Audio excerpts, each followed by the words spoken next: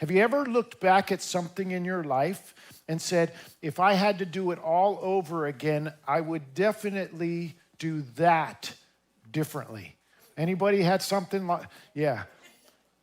A long time ago, Joanna and I were at a conference, and I had met up with some friends for lunch, and I decided to just have a salad bar for lunch. So that was the first mistake.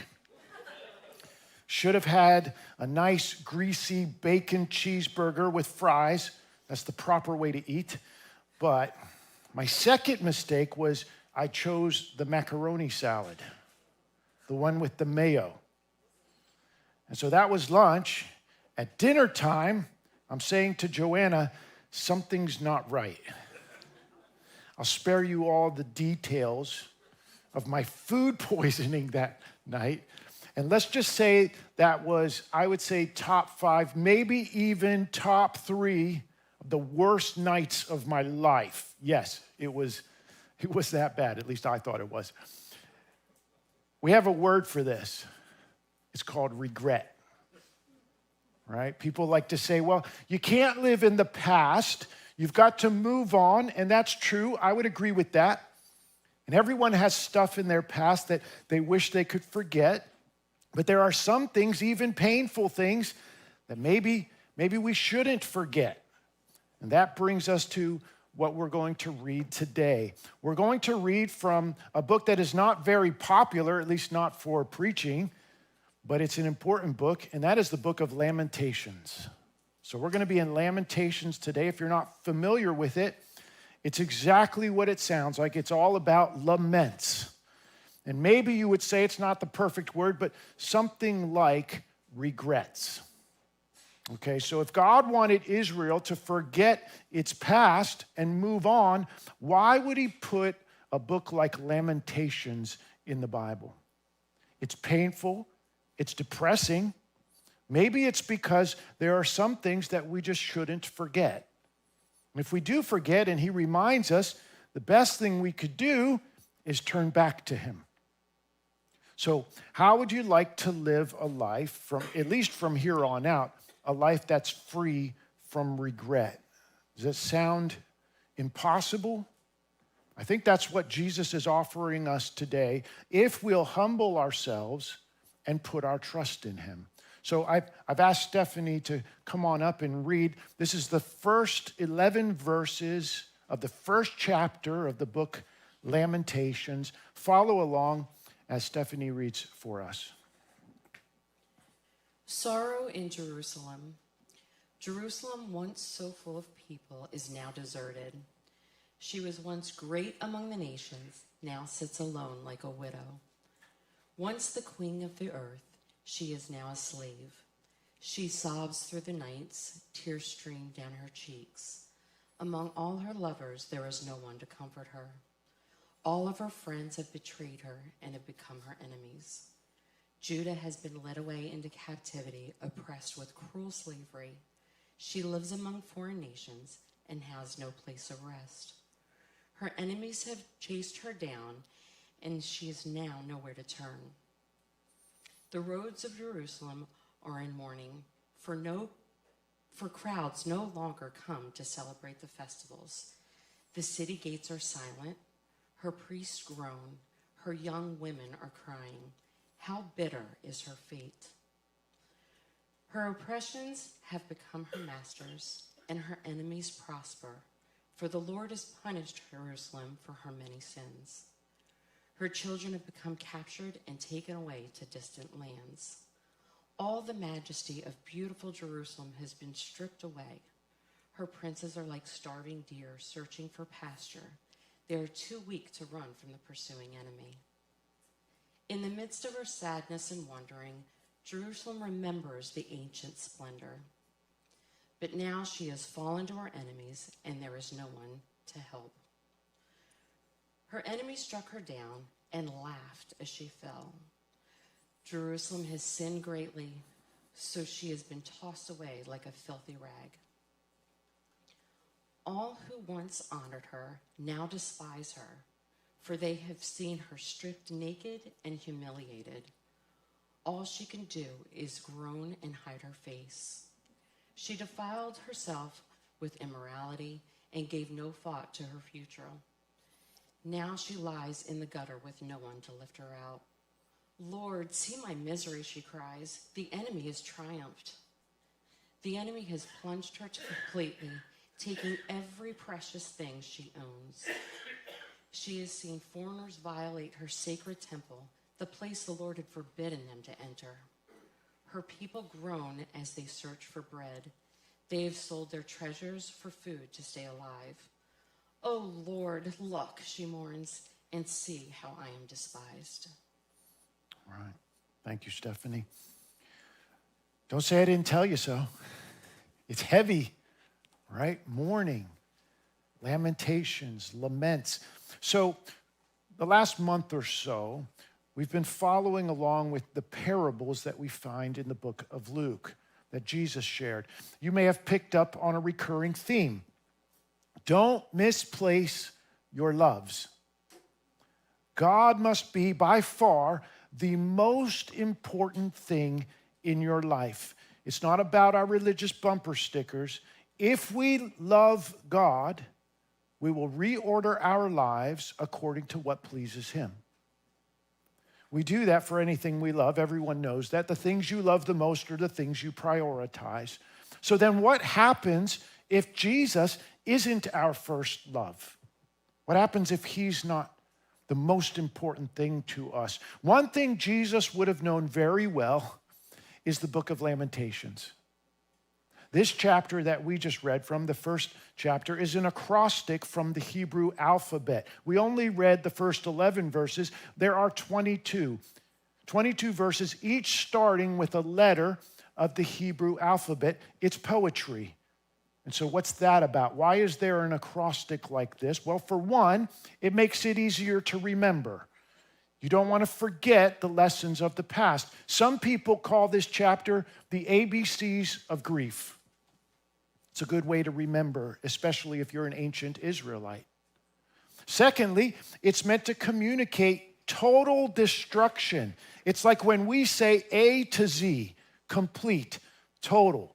In fact, the most repeated word in the whole chapter is the word all, A-L-L. It occurs 16 times. For example, all her lovers, all her friends, all who pursued her, all her gateways, all the splendor, all who honored her, all her people, all the warriors, all my enemies, and lastly, and maybe most importantly, all my sins. Totality. Regret affects every part of our lives. Thirdly, and this would be more on a positive note, it gives us a sense of order. When everything has fallen apart, it's nice to see that there's some order. Humans weren't meant for chaos. In fact, the entire universe is extremely ordered. Scientists are just catching up to the Bible now. They see it is incredibly ordered. Too much for it to be chance. Many times when I have some heavy thinking to do, I need to clean up first, especially around my desk. I need to organize, and then I can think better because we were meant to have things put in order. So the lesson is, when we don't love God more than anything, our world begins to unravel into chaos. Lamentations is a poetic expression of an unraveled, chaotic world. Has your world ever felt like it's unraveling? God wants to bring order to it. It's what He does. When we're in a right relationship with God, He starts bringing order to our chaos. So here's the primary message of the Bible. God created the universe, and He brought order from chaos. Sin is rebellion. It's betrayal against God. Sin leads to chaos, to disorder in the world, in the nations, even in our communities, in our families, in our relationships, even in our own personal lives. You see, God is the author of life, and He puts things in their right place, but sin reverses that order. It takes things out of their proper place. Last week, Jesus showed us an extreme reversal. Remember the rich man who was rich on earth, but he went to hell, and Lazarus, the poor man, went to heaven. There's a great reversal. So now let me show you 3 reversals that we find just in the first 3 verses of Lamentations 1. Okay, I'll start with the first. The first reversal is the reversal of status. It's the reversal of status. Look at verse 1. Jerusalem, once so full of people, is now deserted. See the reversal? She was once great among the nations, now sits alone like a widow. Once the queen of all the earth, she is now a slave. It's the personification of Jerusalem. She's now a weeping, destitute, lonely woman. She was the radiant queen of all the earth. She had influence, she had status, honor, she had freedom. Now she's in bondage. Babylon and its armies came. They destroyed Jerusalem. They took the people. They made them slaves, took them back to Babylon. It's a reversal of status. Israel had a covenant relationship with God. You say, what does that mean? What is a covenant with God? Well, when we hear the word covenant, you should think marriage. God said to them, I am your God, you will be my people. They said, yes, you are our God, we are your people. But then they betrayed God. They gave their love to other gods. They did that so they could live for themselves. They said, God, we don't want you to tell us how to live. We want to live however we want. And so now you might say, well, what do I care what some ancient people on the other side of the world thousands of years ago, what do I care about what happened to them? Well, the ancient Jews were God's prototype for humanity. They were chosen to show us God's design for all humanity. Their story is like a miniature version of what happens to all of humanity. If you read the Bible, you'll find that the stories in it are the same kind of problems that we face today. You see, you and I didn't just show up here from nowhere like we're told. You're not a Frankenstein creation that was pieced together by Mother Nature and Father Time and then jolted with electricity so that you came to life. It turns out that if someone, not something, but someone, if someone created you, that's a mind with intention, then it makes sense that someone has an intention for your life. Someone has a purpose for your life. And it turns out that that someone intended for you to be royalty, queens and kings of all the earth, to be honored. But here the status of God's chosen people has been stripped away. Sin reverses that status. Sin promises freedom, but it always ends in bondage. It takes away what we were meant to be. It takes away God's design. And you might say, well, won't we become arrogant if we think of ourselves as kings and queens? Are we supposed to think of ourselves that way? Won't we treat others like we're better than them? Some people do that. But you know, today, I don't know if you've noticed, I've noticed for actually quite a while now, there's a lot of talk about identity. Seems like everywhere you turn, someone's talking about identity. But if you watch and listen carefully, you'll see that the expressions of identity are mostly about outward appearance. They're mostly about status based on things that really don't have a lot of value, at least things that are going to fade away. For Christ followers, the expression of our identity isn't things that have real, lasting value, forever value. So the expression of my true self comes from my relationship with Christ, how I live for him, how I treat others. That's my identity. I'll only become arrogant when I feel like I need to prove something, like I need to show the world that I really do have value. Then I'll become arrogant because that's a response from insecurity. But if my status is given to me by God, then I'll be the most secure. And I won't have to worry about becoming arrogant. In other words, how you view yourself has everything to do with your relationship with God. So that's the first reversal, the reversal of status. The second reversal is found in the second verse. It's the reversal of expectations. Let me show you what that's about. Verse 2, she sobs through the night. Tears stream down her cheeks. Among all her lovers, there is no one left to comfort her. All her friends have betrayed her and become her enemies. The Jews had formed alliances with other nations like Egypt and Assyria, even when God told them not to do that. So if God told them not to do that, why would they do that? Why would they form these alliances? Well, maybe it's important to know why God told them not to form these alliances. Was it because God wanted them to think that they were better than others?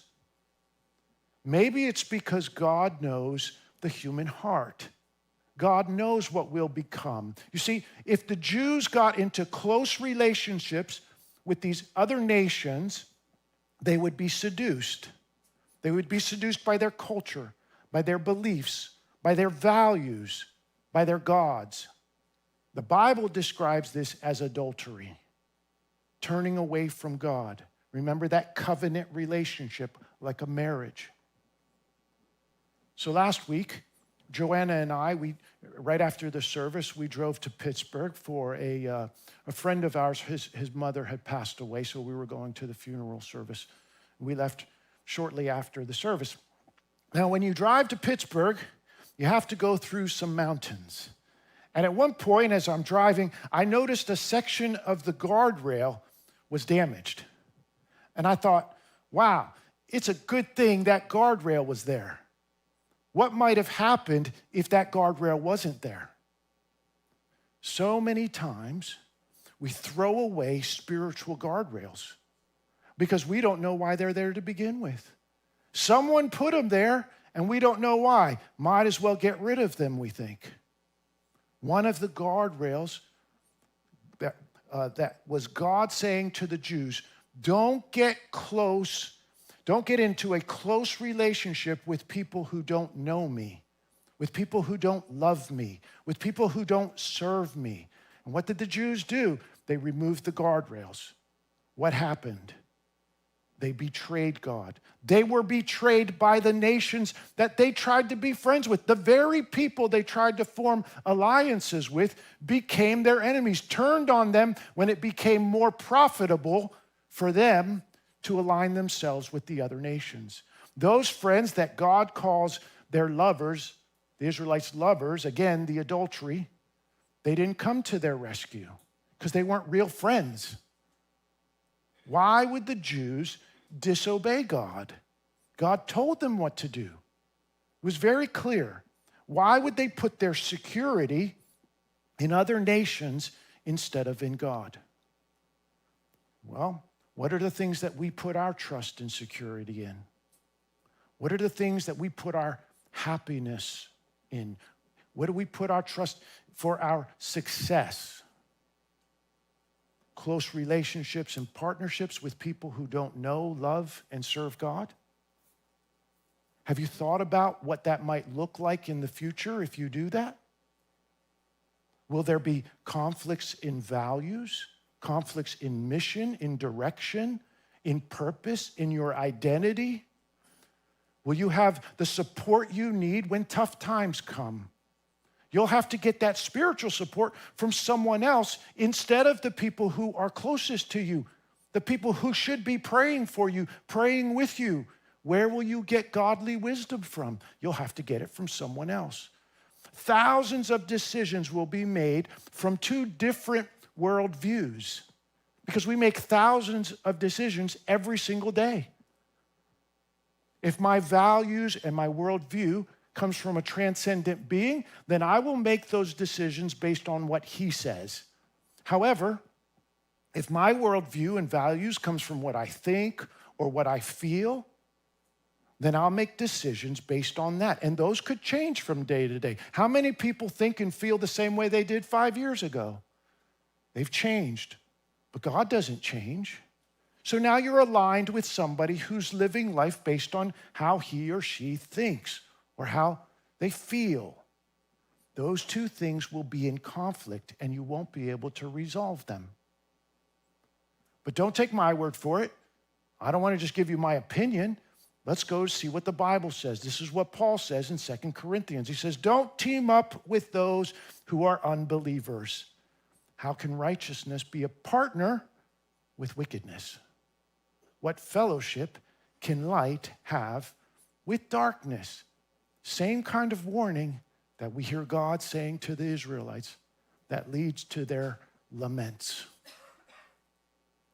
These laments are here to set us free.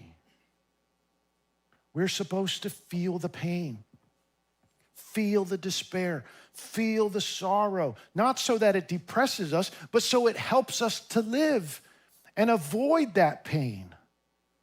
What do we expect will happen if we remove the guardrails of the Bible, of the church, of living according to God's truth? All the other things we put our hope in are going to betray us. They're eventually going to turn on us. And so now we've got the first reversal, the second reversal. The third reversal is the reversal of history. The reversal of history. This one's found in the third verse. I'll read it again. Judah has been led away into captivity, oppressed with cruel slavery. She lives among foreign nations and has no place of rest. Her enemies have chased her down, and she has nowhere to turn. Now, let me tell you how shocking this is. The biggest miracle in the entire Old Testament, by far, nothing's even close, is God rescuing the Israelites from slavery in Egypt. Okay, you remember the Red Sea splits, God rescues them, the 10 plagues, and how God does an amazing thing led by Moses and his brother Aaron. It's the biggest event, the biggest miracle in the whole Old Testament. In the whole Bible, there's only one event or miracle that would be greater than that, and that would be the resurrection of Jesus. Once the Israelites left Egypt, God told them he would give them a special place. It's called the Promised Land, the land of Canaan. That's where Jerusalem was. Now look at this reversal. They're now back into slavery. They're now taken out of the Promised Land and dragged to Babylon. It's a reversal of their history. Shocking, terrible. Look at the kind of life they have now. It says, no rest, no peace, always anxious, always worried, nowhere to turn, no one to help them, no hope. This is what choosing our way over God's way does. And guess what? It took hundreds of years. It wasn't just one day we decide we're going to betray God. It was just little by little, decision after decision. It sets us back. It undoes all the progress that we make. Why is everything backwards to begin with? This isn't just because the Jews didn't obey God's law. We have to understand that. It's not just because they broke the rules. This is because the Jews said, we don't want to change how we live for the sake of others. In fact, we want to be just like the others. We like how the other nations live. We want to live like them. This is why Jesus is upset when he comes to the scene. Do you remember he comes into the temple and he flips over the tables? He's angry. This is why he says to his disciples, if you want to follow me, you have to be willing to die for others. You have to eat my flesh and drink my blood. The main message of the Bible is not which rules am I supposed to follow in order to get to heaven. The gospel is, how do I live and die for the sake of others? And when Jesus says that out loud, all of a sudden the crowd disappears. And One of the saddest verses in the whole Bible is when Jesus turns to his friends and he says, are you going to leave me too? But that's what choosing God's way is all about. Another way to say choosing God's way, we used to say it all the time. We don't say it so much, so maybe we should bring it back. But we say, I'm living by faith. Living by faith. You see, having faith has little to do with believing really hard. That's called wishful thinking. I hope something good happens. I hope something good happens. I click my heels and say, there's no place like home. There's no place like home. It's the stuff of fairy tales, wishing upon a star, dropping a coin in a well, and all of those superstitions. That's not faith. Living by faith has everything to do with our choices. We've had some really lively discussions on our Wednesday night Bible studies recently. It's been really good. This past week we were in Thessalonians reading about how Paul wants us to live godly lives. You could say Paul was talking about a reversal. Instead of choosing to live like the world, choose to live like Christ. That's called living by faith, not living by wishful thinking. Making choices based on what you believe. What happens when people choose to live by faith? A total reversal. We go from rebellion, from breaking our covenant with God, to surrender, to his acceptance, to his forgiveness. So let me go through it one more time. The three reversals. The first reversal of status. Look at 1 Peter chapter 2. It says, for you are a chosen people. You are royal priests. That's kings and queens, by the way. Royal priests, a holy nation. That's set apart. God's very own possession. That's really valuable if you belong to God. As a result, you can show others, that's an important word, others, the goodness of God. For he called you out of the darkness into his wonderful light. Once you had no, here it is, identity as a people. Now you are God's people, your new identity. Once you received no mercy, now you have received God's mercy. That's New Testament. Sounds like God's talking to the Israelites, but he's talking about us. Second reversal of expectations. In Hebrews 13, don't love money. Be satisfied with what you have. For God has said, I will never fail you. I will never abandon you. God is our provision. We don't have to go to others and make alliances with them who are godless and worry. But we can turn to God and say, you are my provider. And if something is wrong, if something's chaotic, if something's disordered, it might be good to say, okay, God, show me what you're trying to teach me. Show me where you need me to go. Show me what you need me to do. What choices am I going to make based on what I believe? Am I living by faith? Everyone and everything else will fail you. So put your trust in God. The third reversal, the reversal of history. Without Christ, our lives are filled with anxiety and fear. There was no place for us to find rest. But look what Jesus says in Matthew 11. He says, come to me, all you who are weary and carry heavy burdens, and I will give you rest. It's the opposite. It's the reversal. God resists the proud, but he accepts the humble.